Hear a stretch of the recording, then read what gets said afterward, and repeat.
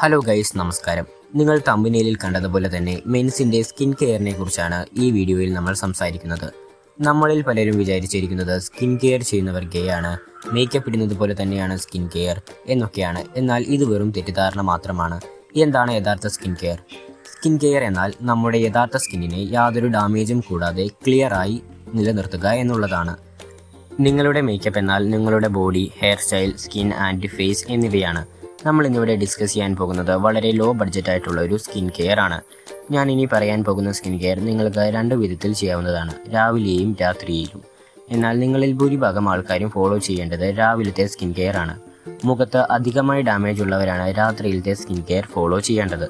Cleanser, serum, moisturiser, sunscreen എന്ന products ആണ് നമുക്കിവിടെ ആവശ്യം. സ്കിൻ കെയറിൻ്റെ തുടക്കത്തിൽ ആദ്യമായി ചെയ്യേണ്ടത് ക്ലെൻസിംഗ് ആണ്. ക്ലെൻസിംഗ് എന്നാൽ നിങ്ങളുടെ മുഖം വളരെ വൃത്തിയായി കഴുകി നീറ്റാക്കുക എന്നതാണ്. ഇതിലൂടെ തന്നെ നിങ്ങളുടെ സ്കിൻ ചെറുതായി ഗ്ലോ ആവുകയും ഡെഡ് സ്കിന്നുകളെല്ലാം മാറിപ്പോവുകയും ചെയ്യും. ഇതിനുവേണ്ടി നിങ്ങൾക്ക് ക്ലെൻസറോ ഫേസ് വാഷോ ഉപയോഗിക്കാവുന്നതാണ്. ക്ലെൻസിങ് കഴിഞ്ഞാൽ നിങ്ങൾക്ക് സിറം അപ്ലൈ ചെയ്ത് കൊടുക്കാവുന്നതാണ്. സിറം അപ്ലൈ ചെയ്യുന്നതിനായി നിങ്ങളുടെ സ്കിന്നിൻ്റെ ഡാമേജ് ആദ്യമായി നിങ്ങൾ കണ്ടുപിടിക്കണം.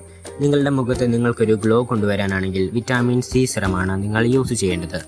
അതല്ല, നിങ്ങളുടെ മുഖത്ത് ഓപ്പൺ പോർസും ബ്ലെമിഷ് മാർക്കും അധികമായി ഉണ്ടെങ്കിൽ നിയാസിറമൈഡ് സിറമാണ് നിങ്ങൾ യൂസ് ചെയ്യേണ്ടത്. നിങ്ങളുടെ സ്കിൻ ഡീഹൈഡ്രേറ്റ് ആണെങ്കിൽ ഹൈലറോണിക് ആസിഡ് സിറം നിങ്ങൾ യൂസ് ചെയ്യുക.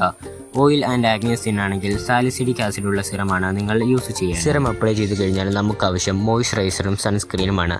ഇതാണ് നമ്മുടെ സ്കിൻ കെയറിൻ്റെ അവസാന ഭാഗം. മോയ്സ്ചറൈസറും സൺസ്ക്രീനും ആവശ്യാനുസരണം എടുത്ത് മുഖത്ത് പുരട്ടി എല്ലായിടത്തുമായി എന്ന് ഉറപ്പാക്കുക. ഇതോടെ നമ്മുടെ സ്കിൻ കെയർ ഇവിടെ അവസാനിച്ചിരിക്കുകയാണ്.